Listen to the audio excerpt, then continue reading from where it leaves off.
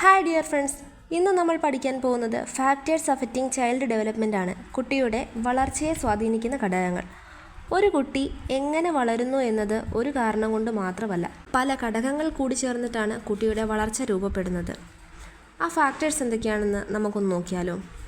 Factor 1, heredity, ജന്മഗുണങ്ങൾ. അതായത് പാരൻസിൽ നിന്നും കുട്ടിക്ക് കിട്ടുന്ന ഹൈറ്റ്, കളർ, ഇൻ്റലിജൻസ് അഥവാ ബുദ്ധി പോലുള്ള ഗുണങ്ങളാണ് ഹെറിഡിറ്റി അഥവാ ജന്മഗുണങ്ങൾ. കുട്ടിയുടെ വളർച്ചയ്ക്ക് ഒരു അടിസ്ഥാനം നൽകുന്നവയാണിവ. ഫാക്ടർ 2, എൻവയോൺമെൻറ്റ്, പരിസരം. വീട്, സ്കൂള്, ടീച്ചർ, ഫ്രണ്ട്സ്, സമൂഹം ഇവയെല്ലാം പരിസരത്തിൻ്റെ ഭാഗമാണ്. നല്ല പരിസരവും സപ്പോർട്ടീവായൊരു ചുറ്റുപാടും ഉണ്ടെങ്കിൽ കുട്ടിയുടെ വളർച്ചയും പഠനവും മെച്ചപ്പെടും. മൂന്നാമത്തെ ഫാക്ടർ, ന്യൂട്രിഷൻ അഥവാ പോഷണം.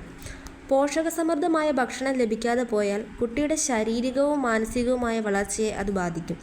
അതുകൊണ്ട് ആരോഗ്യകരമായ ഭക്ഷണം ആരോഗ്യകരമായ വളർച്ചയ്ക്ക് വളരെ അനിവാര്യമാണ്. നാലാമത്തെ ഘടകം എന്താണെന്ന് നോക്കാം. ഫാമിലി ആൻഡ് ഹോം അറ്റ്മോസ്ഫിയർ, കുടുംബവും വീട്ടിലെ അന്തരീക്ഷവും.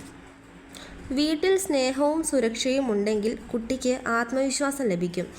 ഭയം, സമ്മർദ്ദം എന്നിവ വളർച്ചയെ മന്ദഗതിയിലാക്കും. അഞ്ചാമത്തെ ഘടകം സ്കൂളും ടീച്ചറുമാണ്. അധ്യാപകൻ ഒരു മാർഗനിർദ്ദേശകനാണ്. പോസിറ്റീവായിട്ടുള്ള പഠിപ്പിക്കൽ രീതി കുട്ടിയുടെ പഠനത്തെ വളരെയധികം സ്വാധീനിക്കുന്നു. ഇനി നമുക്ക് ആറാമത്തെ ഫാക്ടർ നോക്കാം.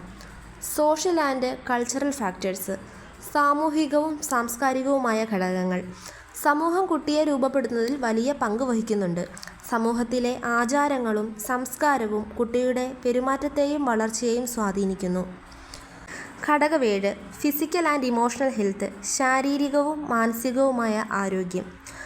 ആരോഗ്യമുള്ള ശരീരവും ആരോഗ്യമുള്ള മനസ്സും മെച്ചപ്പെട്ട വളർച്ചയ്ക്ക് വഴിയൊരുക്കും. രോഗങ്ങൾ, മാനസിക സമ്മർദ്ദം, ഭയം ഇവയെല്ലാം കുട്ടിയുടെ വളർച്ചയെ സ്വാധീനിക്കുന്ന ഘടകങ്ങളാണ്. ഈ ഫാക്ടേഴ്സൊക്കെ ഒന്ന് മനസ്സിലാക്കി വെച്ചാൽ എക്സാം നമുക്ക് കൺഫ്യൂഷൻ ഇല്ലാതെ ആൻസർ ചെയ്യാനായിട്ട് സാധിക്കും. ഓർക്കുക, ഒരു അധ്യാപകനാകുന്നത് ഒരു ജോലി മാത്രമല്ല, ഒരു കുട്ടിയുടെ ഭാവിയെ രൂപപ്പെടുത്തുന്ന വലിയ ഉത്തരവാദിത്വം കൂടിയാണ്. അടുത്ത ക്ലാസ്സിൽ നമ്മൾ പഠിക്കുന്നത് കുട്ടിയുടെ വളർച്ചാ ഘട്ടങ്ങളാണ്. അപ്പോൾ ഈ ക്ലാസ് നിങ്ങൾക്ക് ഉപകാരപ്പെട്ടെങ്കിൽ ലൈക്ക് ചെയ്ത് സബ്സ്ക്രൈബ് ചെയ്യുക. മറക്കാതെ ബെല്ലൈക്കൺ കൂടി ഒന്ന് എനേബിൾ ചെയ്തേക്കുക. അപ്പോൾ നെക്സ്റ്റ് ക്ലാസ്സിൽ കാണും വരെ ബൈ ബൈ.